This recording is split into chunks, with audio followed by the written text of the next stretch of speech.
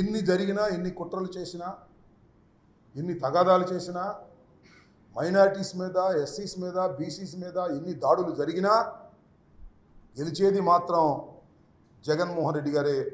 మళ్ళా పరిపాలన కూడా జగన్మోహన్ రెడ్డి గారే చేస్తారు. మళ్ళా పరిపాలనలో మంచి కార్యక్రమాలు చేస్తారు.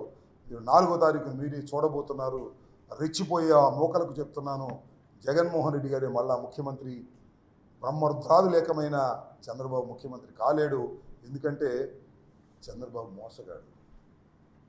చంద్రబాబు చెప్పింది ఏ పని చేయలేదు.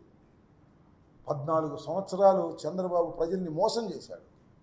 మేనిఫెస్టో పెట్టి మేనిఫెస్టోలో మోసం చేశాడు. ఒక్కటి కూడా చేయలేదు. నేను అందుకే చాలా సందర్భాల్లో చెప్తున్నా,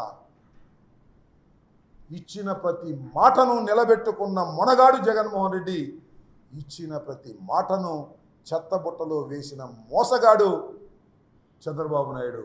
కాబట్టి గుర్తుపెట్టుకోండి, మోసగాన్ని గెలిపిస్తారా, మొనగాన్ని గెలిపిస్తారో ప్రజలు ఆల్రెడీ బాక్సుల్లో ఓట్లు వేశారు, చూస్తారు. మొనగాడే ఈ రాష్ట్రంలో గెలవబోతున్నాడు.